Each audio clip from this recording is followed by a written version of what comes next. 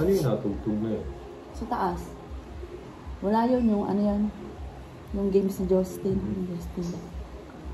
Yung ganun karinig.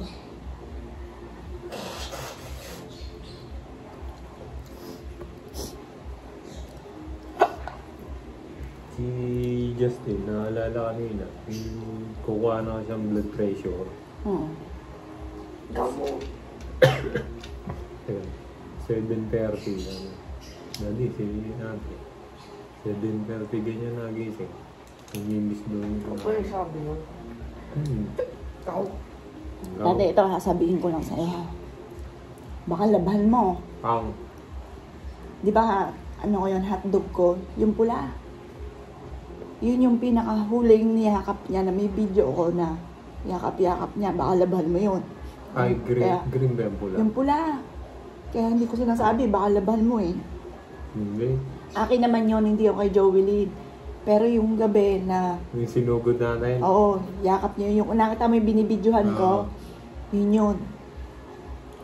Ngayon ko lang nabanggit kasi baka bigla mong labhan. Hindi ko nilalaban talaga yun. Pero yun, sa akin yun. Kumbaga, hindi kasama Niyakap sa... lang niya. Oo. Eh di ba tigi-tigi sa kayo? No? Oo, yung gabi yun, yun ang niyakap niya.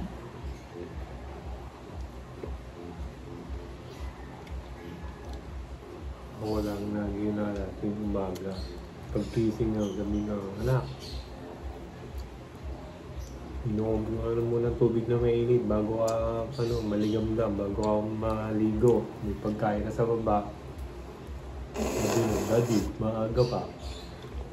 Maya-maya. Araw-araw gano'n, di ba ano? Pagpapasok.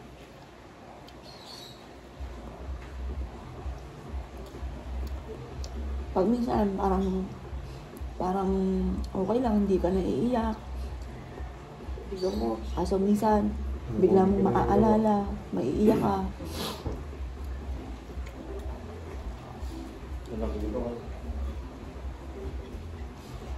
Anak dyan, iinom mo ng gamot dyan. Ito na. Kakakain mo ng magamay panahon ka.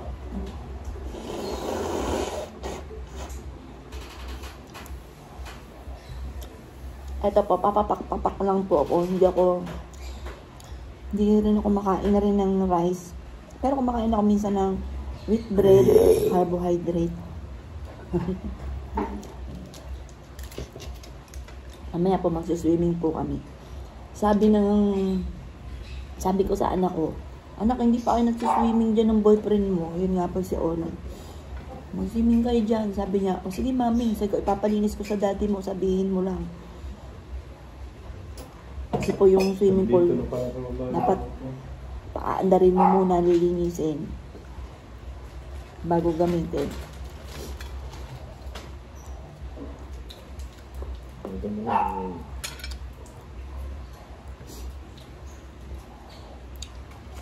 Pag may diabetes, tapos na-late ka po ng kain, nahihilo. Pero dati, ganun talaga, nahihilo po kami, minsan tinitiis ko lang. Pero siguro kung walang pangyaring ganito, hindi rin ako magpapa-check up. Titiisin ko lang din. Pero ako, panay paalala ko sa inyo, kontra pa kayo sa akin. Tapos kahapon po,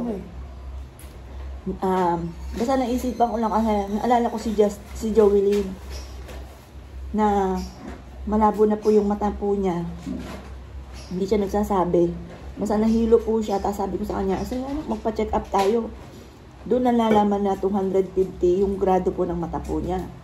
Sabi, ba't daw po umabot agad sa ganun? Ganun po talaga siya sa pool. Hindi po siya magsasabi. Ano ba yun?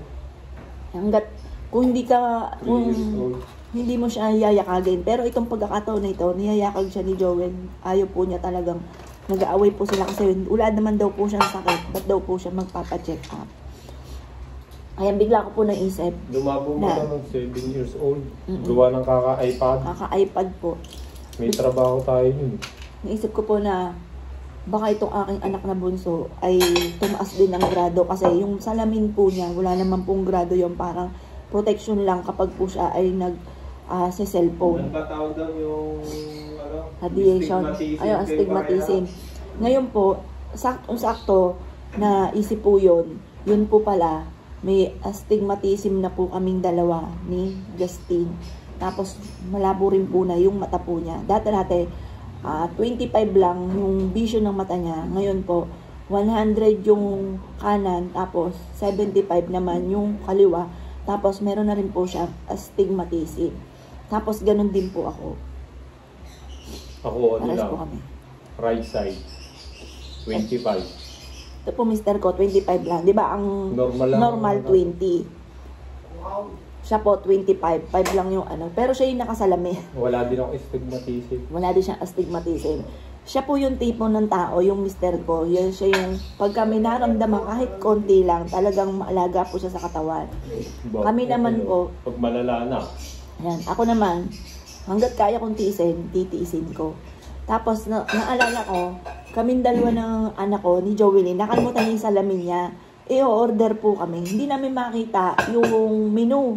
I-orderin namin. Medyo nagtagal nga po kami doon kasi hindi namin matanaw, hindi namin maaninag. Ang ginawa ko po, kinuha ko yung camera, tapos sinum ko. Doon lang namin nakita. Kaya alam ko, sa sarili ko, malabo talaga rin ang mata ko. Yan.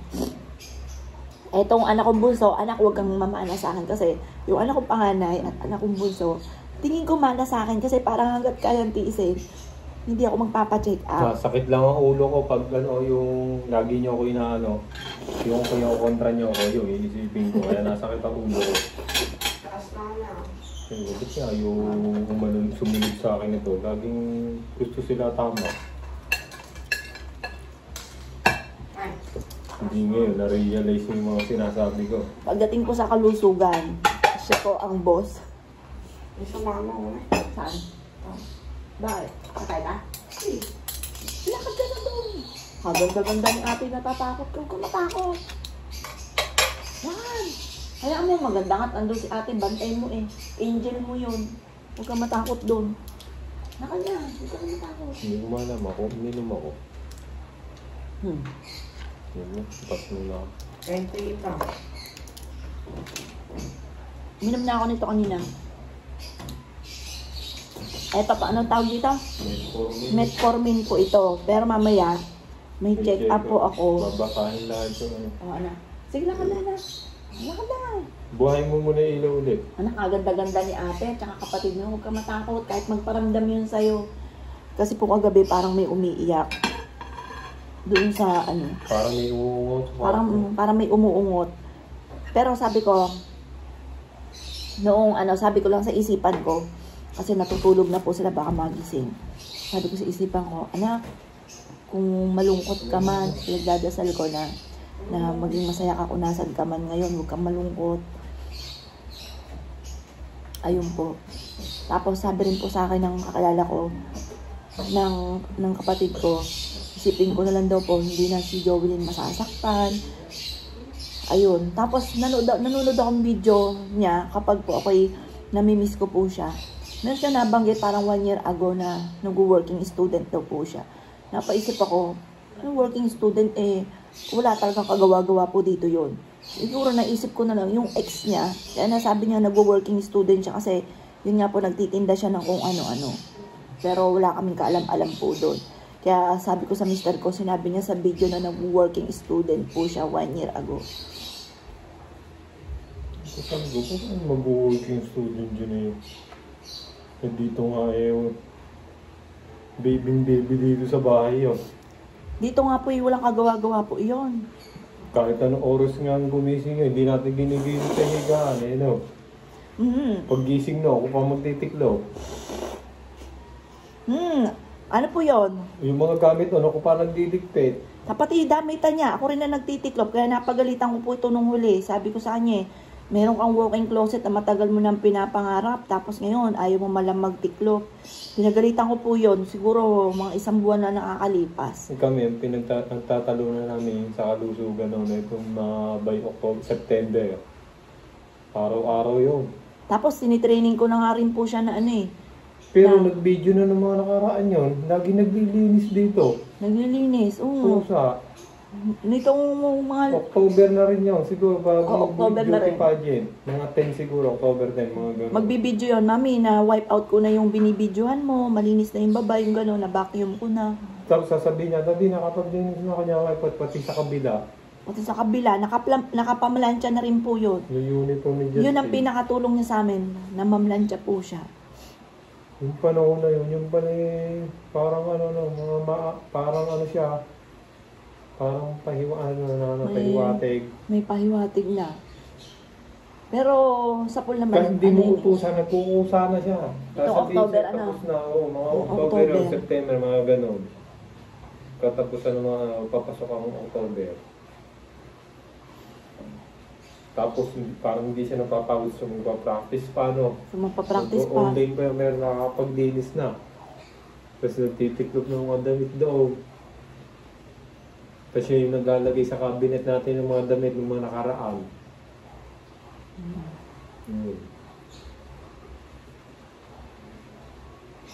Ang dami niyang mga sulat doon, yung mga diary na talagang umaatungal ako ng iyak kapag ka nababasa.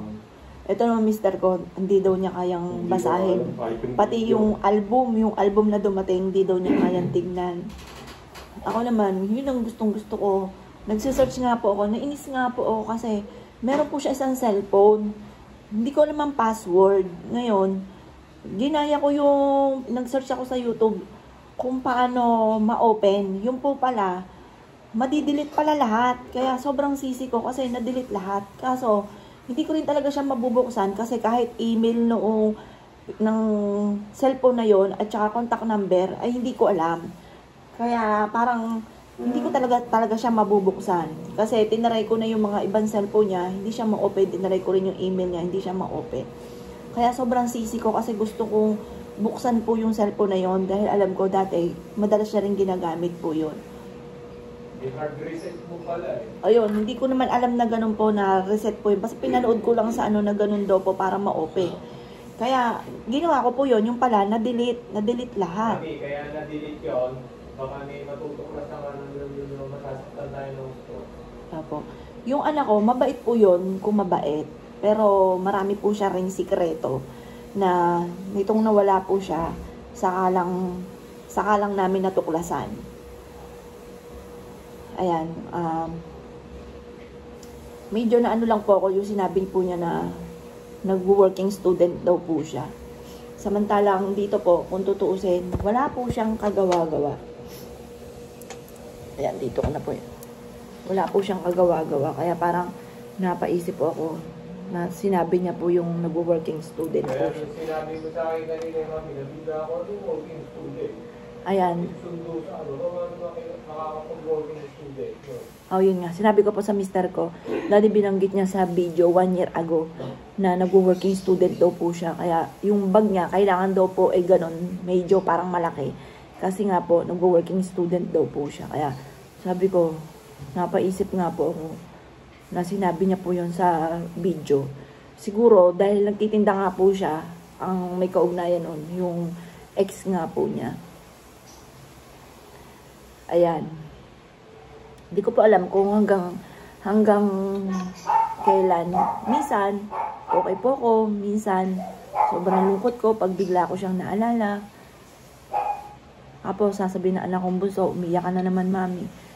Pero minsan, sa kilos lang ako ng kilos. Pero pag nagpapahinga na ako, bigla siya papasok sa isipan ko. Or kaya po, habang naglalaba ako, or kaya po, naglilinis ako, nagdidilig ako, bigla siya papasok, naiyak na lang po ako. Ayan. Itong, akala ko, ako, fighter na tao. Yung matapang talaga ako, hindi ako iiyak. Akala ko yung mister ko ang mahina. Pero, hindi po pala. Dahil, pagdating sa ganitong sitwasyon, talagang, hindi ko kayang pigilin. Hindi ko kayang pigilan na hindi umiyak. Pero marami ako mga bossing na pinagdaanan din daw po ito. Meron pong anak ay 20 years old na nawala. Meron 15, may 13, may 17. Marami rin po mga ganito yung mga pangyayari.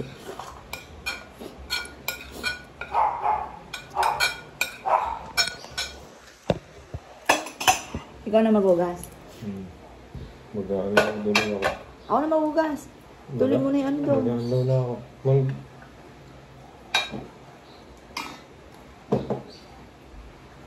Ako na maghugas niyan. Mag-alaw ka na lang ha. Yan, tulungan po kami. Ganun naman lagi ginagawa ko dati. Ano po yung gawain ko? Naglalaba, naglilinis dito.